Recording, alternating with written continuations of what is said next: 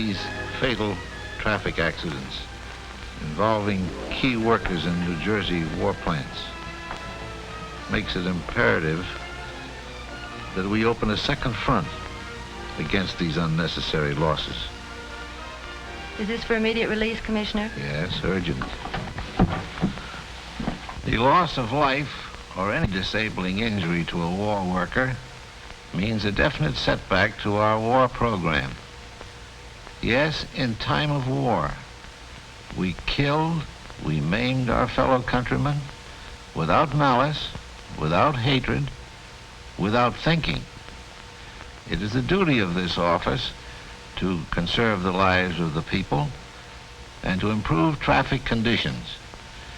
Imagine, if you will, a New Jersey city with a population of over 20,000. Enough people to fill a large stadium. Now, if every man, woman, and child were to be suddenly removed by death or injury, you might begin to get some idea of the annual traffic toll in the state of New Jersey alone. Perhaps you have not contributed to this unfortunate toll of accidents, but most of the drivers and pedestrians who were involved didn't break all the rules. Just once in a while, they were careless or inconsiderate, as you're about to see. Yes, driving and walking in modern traffic is often careless, inconsiderate, and from the other fellow's point of view, sometimes fantastic. So our story of modern traffic is a bit fantastic too. It's about a car, anybody's car, the kind you need these days to get home in. And it must be a safe car, one that will pass inspection.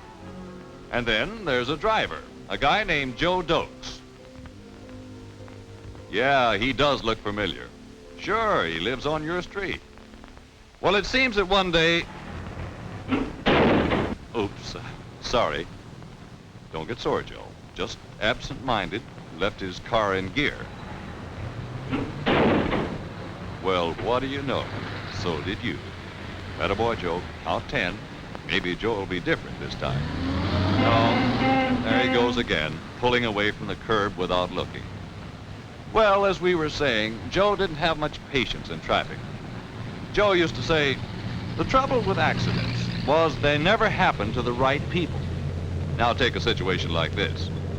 If Joe were in a hurry, it seemed there was always somebody in his way, some inconsiderate guy.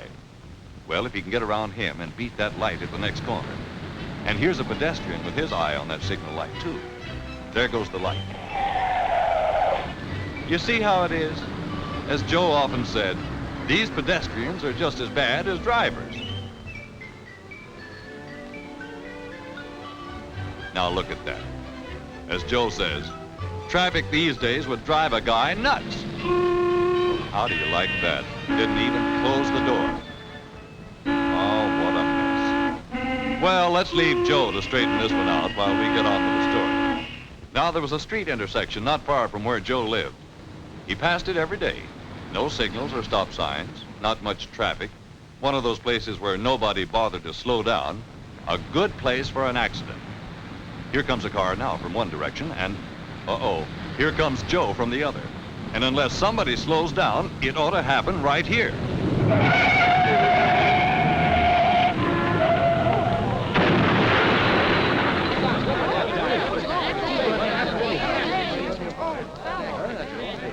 Step back, give him air. He don't need any. I know him. He's Joe Doakes, a neighbor of mine. He's got a lovely wife and 2 beautiful children. He seemed like a swell guy, Joe did. I don't understand it. Did you find him? How long has he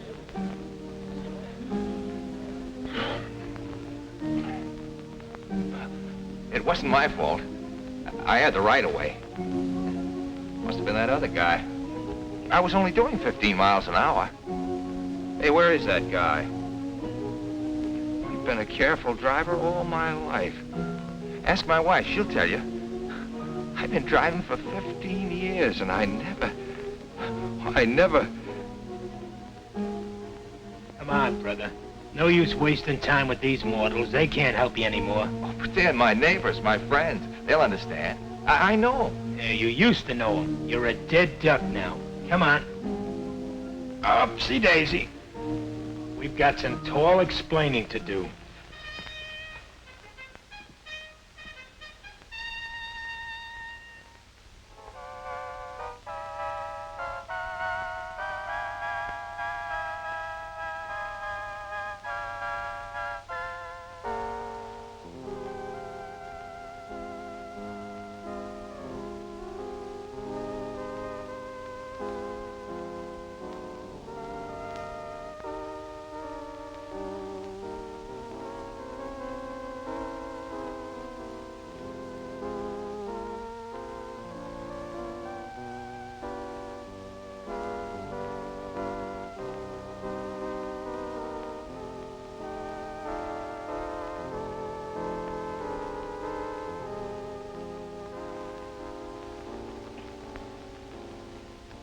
Good morning, sir.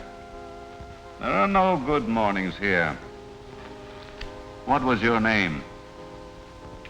What was my name? You mean, sir, I'm finished? All washed up? Well, that depends on the evidence. Your name? Joseph Doakes, sir. Joseph Doakes. Doakes. Joseph Doakes. Joe Doakes. You were born in New Jersey, eh? Your age? I'm going to be 36 on my next birthday, sir. Next birthday? Why, he wasn't due here for another 20 years. Fine guardian you turned out to be. Why, if it wasn't for me, Your Honor, he'd have been here years ago. The worst driver in New Jersey, and you expect me to keep him out of trouble. My records show no convictions against this man since he's been driving. Well, that's right, Your Honor. That's what I've been trying to tell him. I've been driving for 15 years. Now, silence. This court isn't interested in your opinion. Proceed. Don't you see, Your Honor, that record of no convictions only proves how well I've guided him. Of course, he had a lot of luck. Well, he wasn't a bad fella. Good-natured egg, kind to his family, very considerate of everyone, except in traffic. You see, Judge, I'm not such a bad guy. Please let me go back. Just this once. Besides, I got almost a full book of 8 coupons left. Won't you, please? Let's get on with the charges. How was he on remembering to give signals? On signals? Well, only fair. Quite a few black marks against him. But when it came to sounding his horn, he was pretty bad. He was always sneaking up and scaring the wits out of pedestrians. How was he about night driving? I tried to show him that driving at night called for more caution than driving in the daytime, but I couldn't get to first base with him. He never bothered to think what the glare of his headlights did to other drivers. Well, there's a lot of little things here, Your Honor, but taken all together, they don't seem to show much consideration for the other guy. A perfect description of the average driver. Joe was all right until he got out on the highway. Then he was an entirely different person. He'd begin to take chances. He'd become careless, impatient, irritable. I can't say that Joe was out looking for trouble, but he didn't seem to care either way. He just didn't give a darn. Ah, that description fitted someone else I know. If you know who I mean. Yes, Your Honor. I had to learn the hard way, too. Toughest job I had with Joe was his speeding. I tried to teach him that even if he did keep within legal speed limits, he might still be going too fast for conditions. You know, such as slowing down when approaching street intersections or crossroads. Momentum was just another name in the physics book as far as Joe was concerned. Judge, if I weren't a ghost, there were times when I would have been scared to death.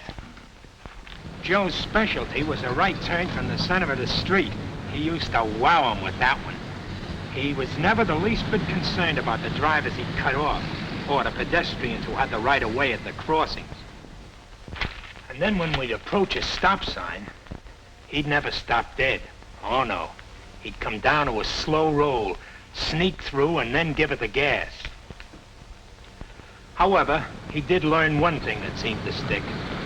One day we were driving in a residential section, approaching the playground of a school. Without any warning, a ball bounced out directly in front of the car, and right behind it came a kid. The little fella disappeared behind the hood of the car. Joe jammed on the brakes, started to jump out of the car.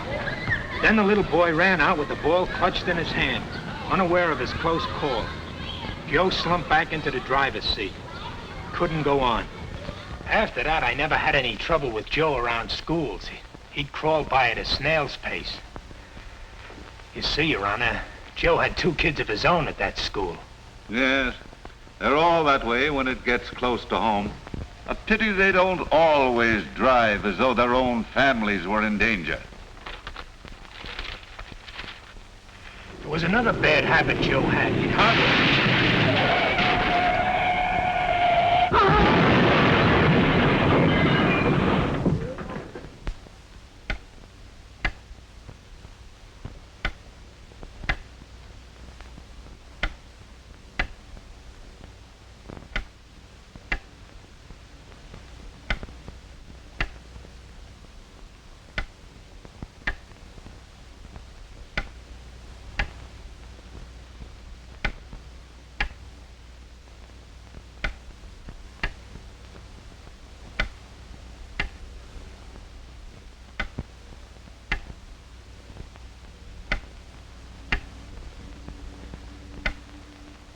As I was saying, sir, one of Joe's worst habits was hogging the center of the road. If some driver behind Joe honked his horn, well, Joe would lose his temper and start to put on speed. But if Joe was behind some other driver, well, that was different. He'd cut out with a burst of speed, not knowing what was behind or in front of him. Then one day, we were behind another car climbing a steep hill. Joe became impatient, and then came the truck. Joe saw the danger. Oh, he was always quick to see the danger to himself. The truck was bearing down. Joe cut back suddenly. He made it. But the poor guy behind him was forced off the road. Sir, even a ghost has feelings. Well, I was so disgusted with his selfishness that I almost deserted him right then and there. If I hadn't given you my solemn promise to stick it out with him, I would have. Just relax now. Take it easy. You won't have to drive with him anymore. And by the way, did he ever drive when he'd been drinking?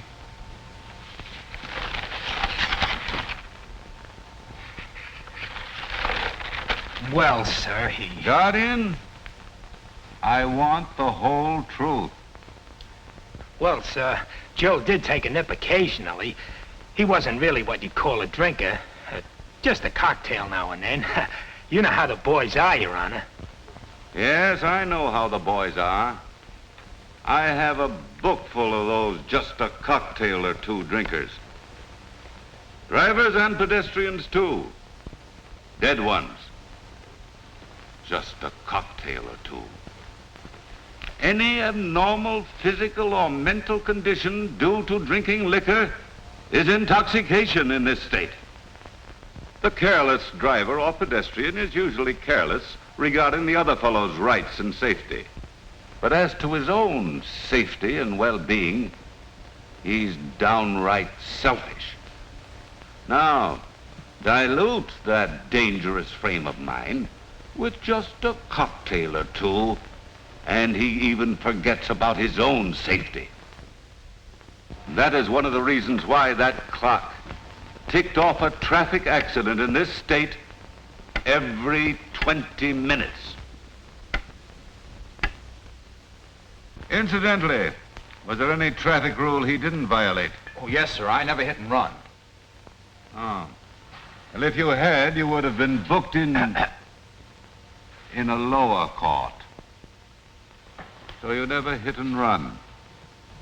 Why, that's so despicable an act that I wouldn't even accuse you of doing it. Was his car regularly inspected? Yes, sir, Your Honor. Oh, yeah, at the last minute. But you'll never know how I had to nag at his conscience to get him over for an inspection. Why, I had to throw all the statistics in the book at him. Over 256,000 cars rejected for punk steering gears. and over 800,000 cars rejected for dangerous brakes, and over 1,400,000 cars rejected for bad lights. And those figures always got him. Why, here's proof that I got him to keep his car in good running condition. He can't blame his accident on his car. We'll mark that Exhibit B. But where's Exhibit A, Your Honor? He is Exhibit A. I've heard about enough of him as a driver. How was he as a pedestrian? Well, sir, as a pedestrian, he was different. As a driver, he thought he owned the highway. But as a pedestrian, he knew he owned it. He'd weave through traffic like a mouse through a maze, hating everybody behind a wheel. Heaven help the driver who might come close enough to frighten Joe. One day, we were at a busy intersection. My mind was on other things for a minute. As the red light flashed on, Joe got away from me and started diagonally across the intersection. Now, instead of walking over to this corner, and then over to this corner, Joe decides to take the shortcut. He had just about reached this point when all of a sudden... Get back, folks. His fault. Where's his other shoe? I got his gun in here. I see. You tried to get here earlier, eh? Yes, sir. He almost made it, too. He found out the hypotenuse of a triangle in traffic is the shortest road to the hospital. Ah, me. 2 long, happy months. My only rest in the 15 long years that I had to spend with that guy's conscience. Ah, what happy days. There I was with not a care in the world. Just so long as he kept out of traffic, it was wonderful. But, of course, all good things come to an end. Joe got better. Well, for the next few weeks, Joe was the perfect pedestrian and driver. Then one night, he stayed up with a sick friend. What's that? Well, he had a cocktail or two, but maybe it was like he said, it was the hamburgers he ate. Anyways, the next morning, his head throbbed so hard I almost felt it. And in that condition, he got behind the wheel of his car. And that had to be his last day, Your Honor. Oh, what a finish. He really went to town or somewhere. But it was my fault, sir. From sheer exhaustion, I closed my eyes for just a fraction of a second. I failed you, sir. I let you down, but I was so weary, nothing seemed to matter. 15 years as Joe Doakes' driving conscience is punishment enough even for a ghost. You have completely paid the penalty for your own carelessness in traffic. You are now a free ghost. You may go. Go? I can go? Oh, thank you, sir. Thank you. Oh, what a relief. What a relief.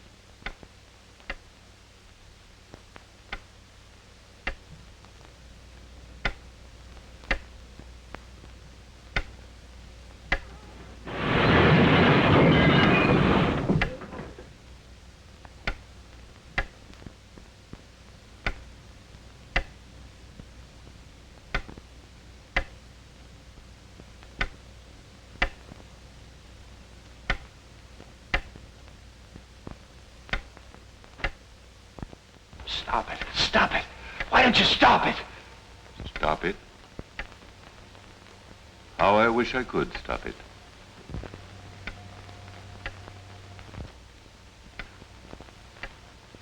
Joseph Doakes, as to passing sentence upon you, I must leave that to this jury of drivers and pedestrians.